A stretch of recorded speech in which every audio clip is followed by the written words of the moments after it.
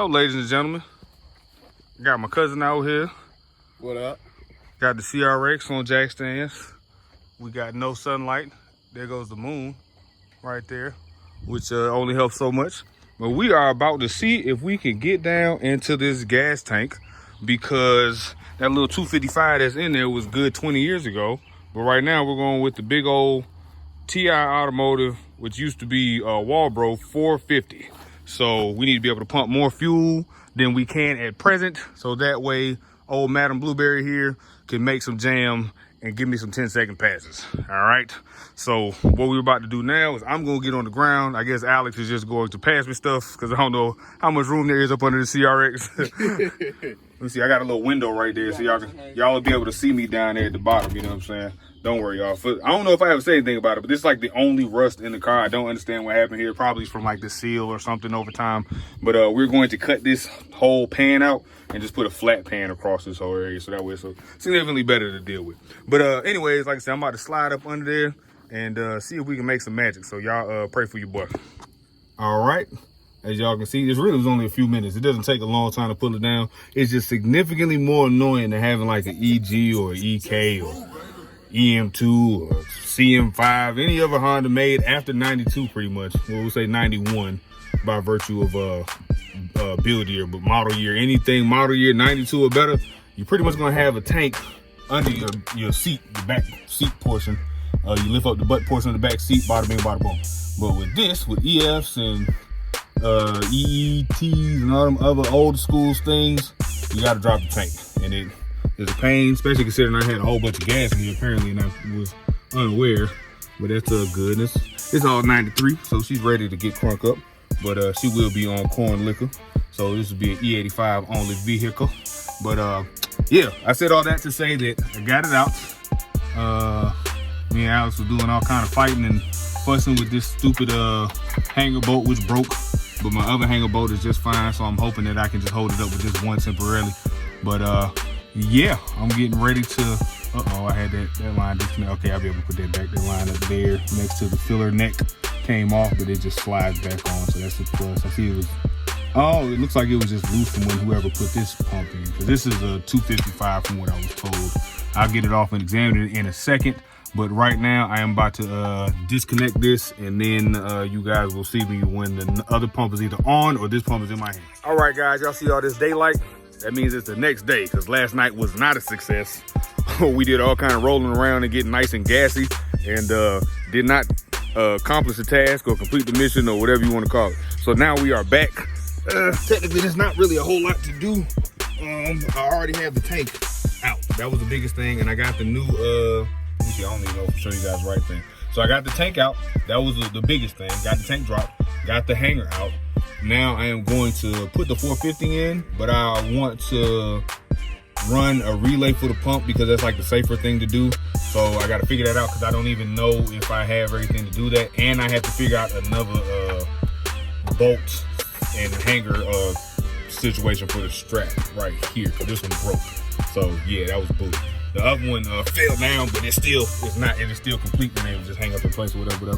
So I am about to work on that. So with the magic of YouTube, it'll only be a couple of seconds, but it's probably gonna take me forever.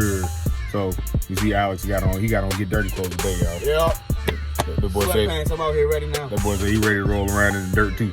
All right, so yeah, let's get this thing squared away, because I am ready to hit Kyle up and say, hey dog, I need fabrication so I can go fast Ricky Bobby style.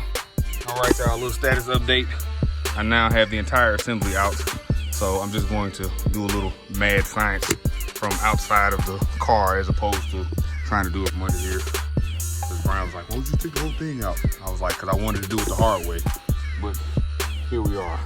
So now I'm going to graft this to this, and we should be able to pump 450 liters per hour as opposed to 255, which is what I need for going E, because we like corn lick around these parts.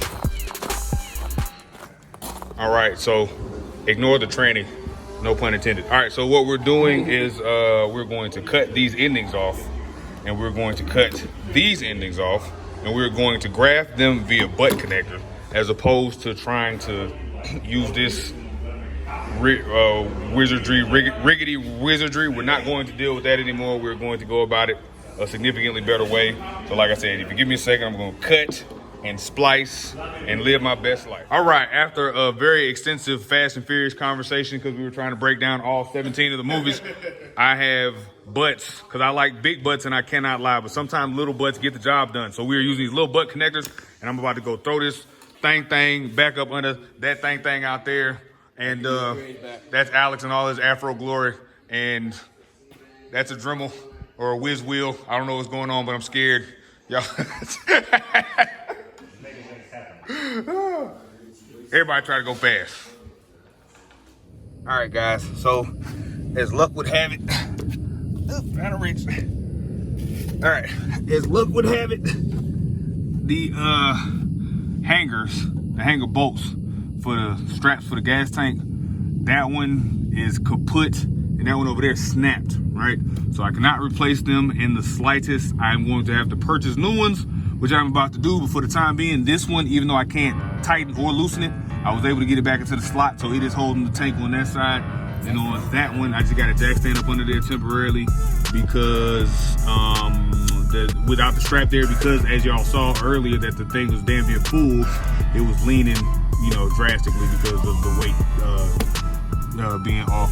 So that being said, I am about to order them Jones now, so hopefully in the next couple of days, this portion will be done. Next time, I'll be doing the, hopefully finishing the fuel system up front, which is soldering in the injector wires.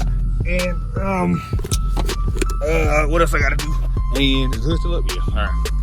So, we got, like I said, I still gotta solder in injector wires. I just got that AN fitting the, I can't get to it. Down right there on the fuel rail, which is the orb to AN. Off the filter, I have this line right here, which is terminated. Right, I lost it. How am I doing this? I don't understand why I can't see it. What the hell? I'm tripping.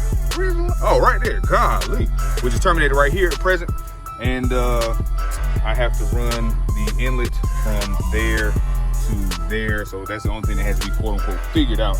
But once I have that done, and once this radiator gets canted at an angle because of where the wastegate is going to be, that will be about it for this engine bay. So I'm trying to get all that stuff squared away within the next couple of days, so that way I can take her to Kyle's house and we can make some progress, some actual progress, like some, okay, cool, we can go get tuned progress.